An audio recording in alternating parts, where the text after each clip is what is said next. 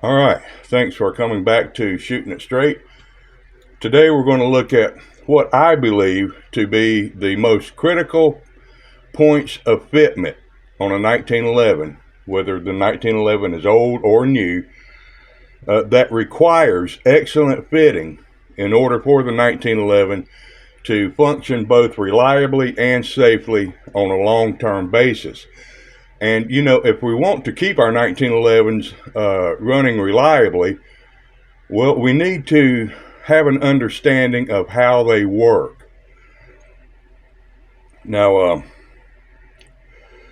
I'll throw in the same old disclaimer here that I always do, which is that I do not claim to be a 1911 expert. I'm only offering my opinions, which are based on my own experiences and training. Now, if you've been around 1911s for some time now, you probably already know these things that we're about to go over. But if you're a newer owner, well, then perhaps this video can help you assess any problems you may encounter. So let's get right into it. Now, let's start with the barrel. All right, because first, it must lock up completely and tightly when in full battery. All right. This is in full battery.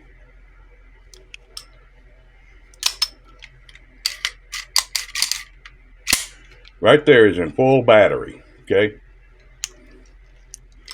Now the locking lugs right here on top of the barrel must mate tightly into the corresponding recesses cut into the ceiling of the slide right here. So they've got to lock up completely and tightly with those, right? You know that. Now, additionally, while in complete battery like this, the front feet of the barrel's lower lug, this is the lower lug here, this is the feet, the front feet, semicircular, there's two of them here. Those front feet, when it's in complete battery, it should rest firmly against the slide stop lever's cross pin right here. And it should look just like this.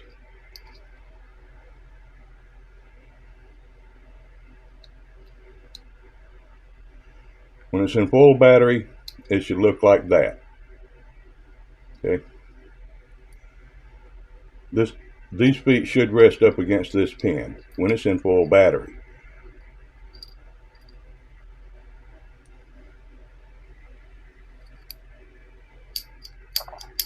Okay. If they don't meet up, if they don't rest up against those feet, then there's going to be too much stress on this link right here, which can eventually lead to its failure. Now, when the slide moves rearward and back, and the barrel drops,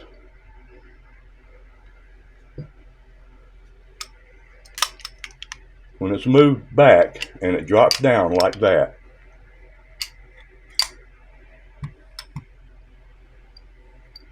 all right, the two straight and flat backs, the back right here, should rest against the frame's vertical impact surface, VIS, as some people call it. And that is right here. That's this abutment right here in front of the barrel bed.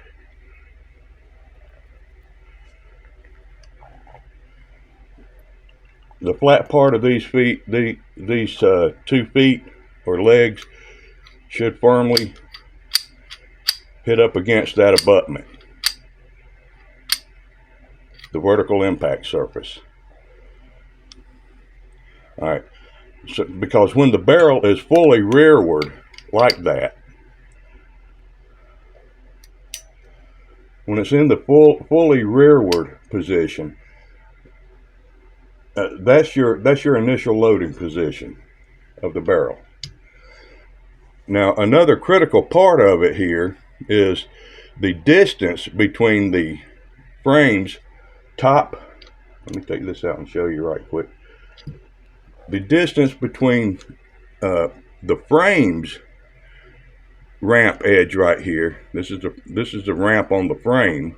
You have a ramp on the barrel, but the top edge, this very top edge right here, and the bottom edge of the chamber lip here, the barrel ramp, the very bottom edge right here, it's kind of sharp. When it's in the fully rearward or loading position right here, the gap between the frame's upper ramp and the barrel's lowest point of the ramp, the sharp point, should be at least, the gap between those two should be at least around 1/32 of an inch, generally, for reliable feeding. And the angle of the frame's ramp should be around 31.5 degrees for a full-size 1911 and 45 ACP. Now that angle is different for different models.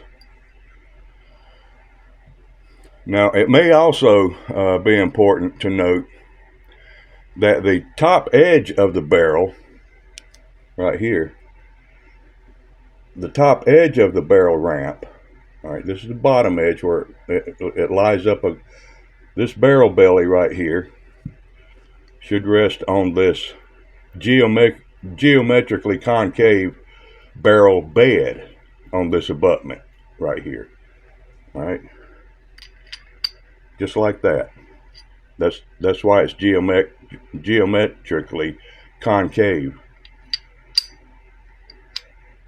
All right, but it may also be important to note that the top edge of the barrel ramp right here should be radiused, all right, and should not be sharp, because that could affect proper feeding into the chamber.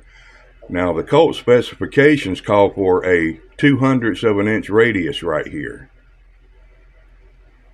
Most production guns will already have that radius like this, but there are some aftermarket barrels that may not. I really wouldn't worry about any of those measurements and angles and all that unless you're having feeding issues. If you're having feeding issues, that may be something to look at. But at no point, when the barrel is in the rearmost position, at no point should the bottom of the barrel ramp,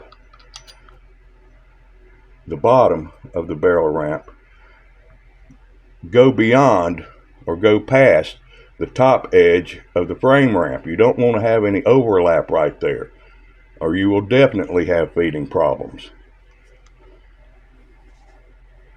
Now, the sole purpose of the barrel link here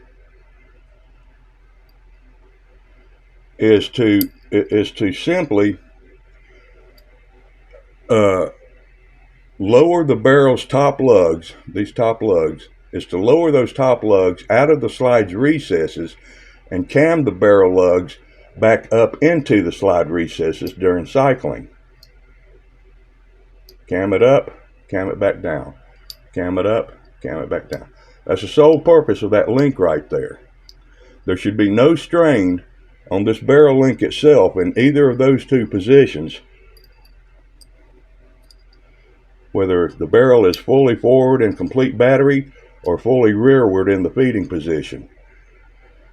And only minimal stress on it during the movement, during those movements.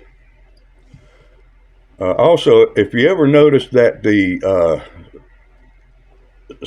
the link hole where the slide stop cross pin goes, if you ever notice that pinhole of the link is becoming egg-shaped or oval, that's prima facie evidence that either the front of the feet are not impacting the cross pin like it's supposed to in the complete battery position, so it's not, the feet are not resting on that, or the legs, the back of the legs here is not making proper contact with the vis when the barrel drops back and down, and that's causing excessive stress on the link, and it should be looked at by a competent gunsmith. All right, now to make sure that the lug legs are properly resting against the vis when the barrel is in its rearmost position, like I just described earlier, you can test it this way.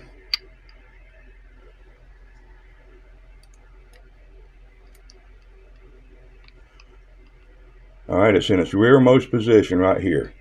Right, I'm holding it with my thumb, pressing down on it, rearmost. I want you to notice the slide stop lever is hanging down. It's vertical, it's hanging down. That's what you want. You should be able to swing it, okay? Without much resistance, you should be able to swing that. Now, when the barrel is forward in the complete battery mode, like this, you'll notice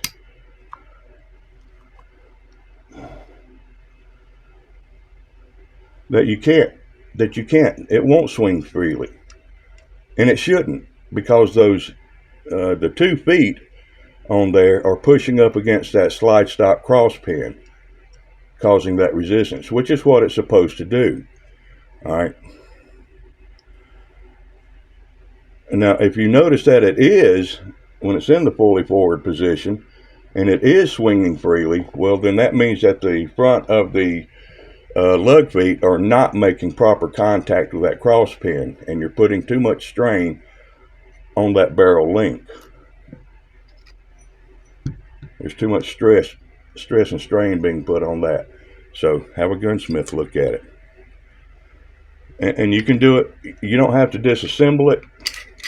You can do it like this. All you got to do is pull the slide back enough to drop the barrel down and back completely. All right, see, it's back. Well, you got to take the slide stop out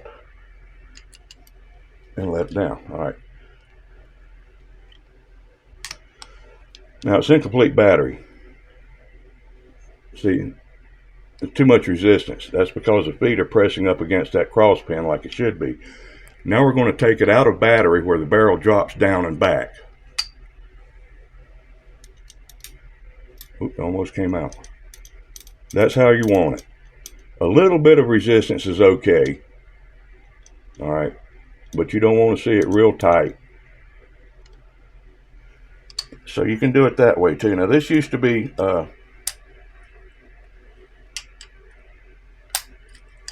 what the old timers used to call the door jam test, which you would take it and well, I don't have a door jam here, but you could press it up against a door jam and do the same thing. You know, either way will work, because you're taking it out of battery. But you just have to take it out of that notch and let the slide stop pin or lever hang down in a vertical way so you can swing it. All right. Oh, you did that. All right. Now let's move to the thumb safety, or the manual thumb safety here.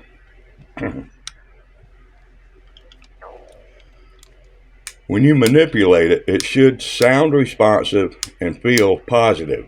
It shouldn't be sloppy or loose, nor should it require substantial force to activate or deactivate. Now, if it's just, if it's just too loose, you can try replacing the plunger spring right here in this tube. There's a spring. You can replace that with either a newer one, because it, depending on how old your gun is, how much it's been used, it may be starting to wear down, or just put a stronger one in there. A properly fitted and functioning thumb safety will be firm but easily manipulated and will completely block the sear and render a total cessation of its movement. All right, it'll completely block that sear when it's properly engaged, which is what it's designed to do. Now, here's a way to test your thumb safety for proper fitment and function. All right, cock the hammer like I've got it right now and engage the safety like it is now. Now, keep your eyes on the hammer here as I swipe the safety down and off. If the hammer moves or jumps while swiping the safety off, it's not fitted properly.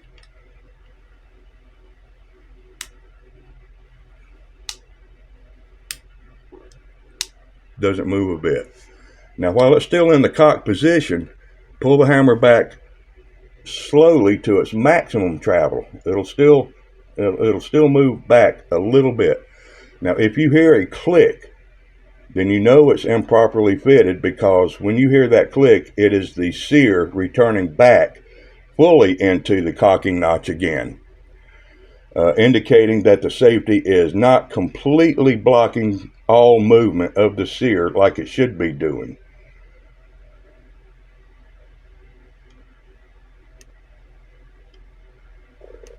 All right. The only thing you're hearing is actual mechanical movement of the hammer. You're not hearing click. Believe me, you'll know the difference. So it passes that test. If it does jump, if the hammer does jump, or you do hear that click when you're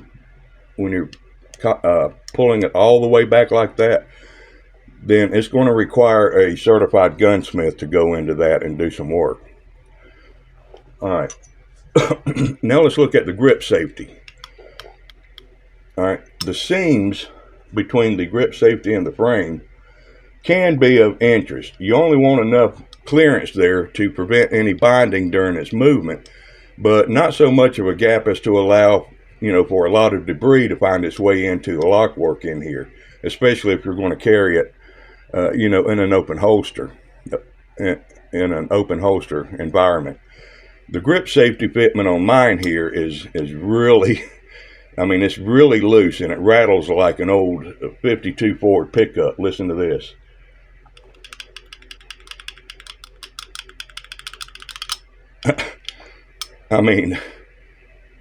I don't like that much rattle, but still it works like it's designed to work, so I'm okay with it. Now, this type of safety, the grip safety, they usually work very well in most cases, but if you fail to get the proper grip, you could fail to press that grip safety in far enough to deactivate it and fire. Now, this has occurred in some high-stress situations where a perfect grip just could not be obtained. That's precisely why grip safeties with the memory bump right here are so popular and widespread today. It adds thickness to assist you in making sure that that thing is depressed as much as it needs to be, even with somewhat of an imperfect grip. Now, even so, if you are a concealed carrier or otherwise a defensive shooter, you want to have what is referred to as a sensitized grip safety to ensure that your 1911 will fire even with a not so proper grip.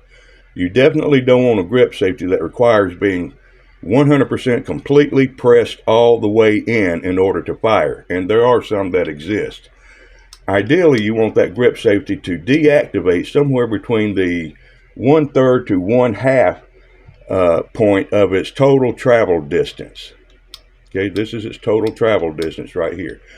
You want it to release at least halfway, at least, no more than that.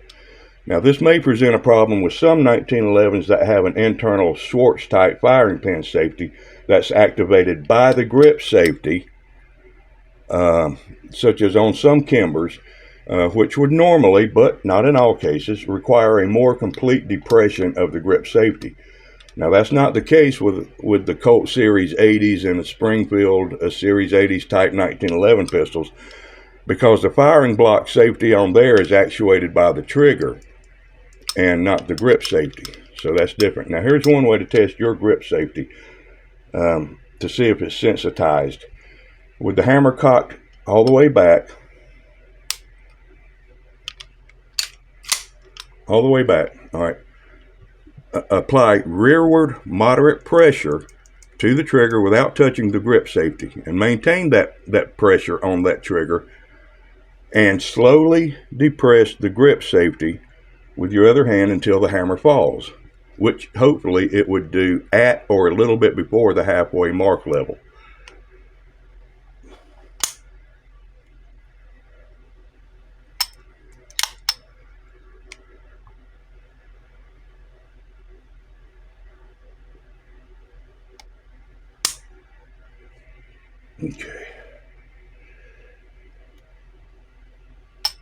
Okay. As you can see, mine does it right at the halfway mark. I'd like for it to release a little bit more than that, but that's good the way it is. I'll take that. Now there are ways you can modify the sensitivity level of your grip safety, but it is a safety component from the manufacturer. So I cannot speak to that procedure here on YouTube. You understand that. And finally, I would be remiss if I were to leave out the proper fitting and tension of the extractor in here.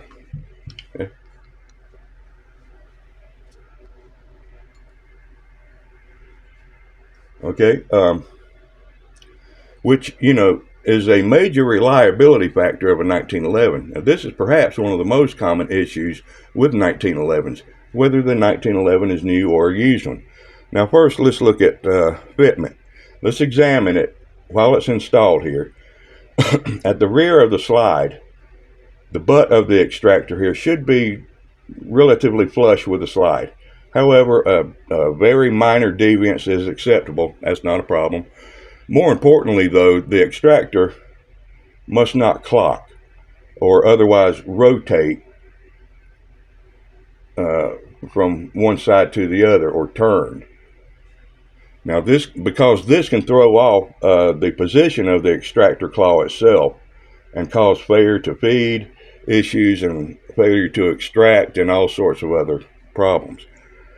Any clocking issue can be corrected by obtaining an oversized firing pin retainer or a firing pin stock. Now, you'll usually need to file it until it snugly fits in place. The other thing we need to look at is the tension of the extractor. How much tension is there? Is there enough tension? Not enough? Too much? That's highly critical. Now, one way of testing for proper tension is by using a live cartridge and sliding it up from the bottom, because you're not going to be able to do it from the top, from the bottom into and under the extractor claw. Now, some prefer to do this with an empty case, and that's fine, but I prefer using a heavier live cartridge because I feel that it more closely represents real actual conditions during the feeding procedure. And a lot of people call this the shake test. The extractor should hold the cartridge in place as you roll it around. You can push it all the way up because it can only go up so far. And you should be able to roll it around without it falling out. This is loose. This one's pretty loose, but it's still holding it. I don't necessarily want to shake it because, hell, you can shake anything out of there regardless of how tight that is. It should hold the cartridge in place as you roll and move the slide around like I just did. If the cartridge falls out during that rolling, you need more tension. Now, adjusting the tension can be done by removing the extractor and putting it in a vise. To add tension or to tighten, apply pressure inwards to make it bow inward. To lessen tension, well, press outward to widen, to open up. Press it so that the extractor can come back this way. More tension, you want to push it that way to hold it tighter, right? All right, now keep in mind that you don't want too much tension on there, which can be just as problematic as having too little tension. You shouldn't have so much tension that it requires some force to slide the cartridge into that extractor claw and take it out. If you're having to use force, then you've got too much tension on there. Just enough to roll it around like that a few times to keep it from falling out. You'll be all right. Now, if you're having extractor problems, I might suggest just getting a Wilson Combat Bulletproof Extractor and a Wilson firing pin retainer or stop, combination of those two, and then you won't have any further problems. All right, here's a bonus, and we're ending it right here. Another common problem with a majority of new 1911s is the failure of the slide to return to complete battery. You know, it may be something like that, and you might have to tap the rear of it to put it back in a complete battery. That's probably happened to all of us, but if it happens often, then you need to look at it, probably. Now, while it's not a fitment issue, it does continue in the vein of ensuring proper functioning of the 1911. Now, what I describe usually is caused by either a weak recoil spring, maybe it's old, or sometimes a new one is not tempered properly during the manufacturing process, or it could be due to rough asperities during the machining process, which creates excessive friction.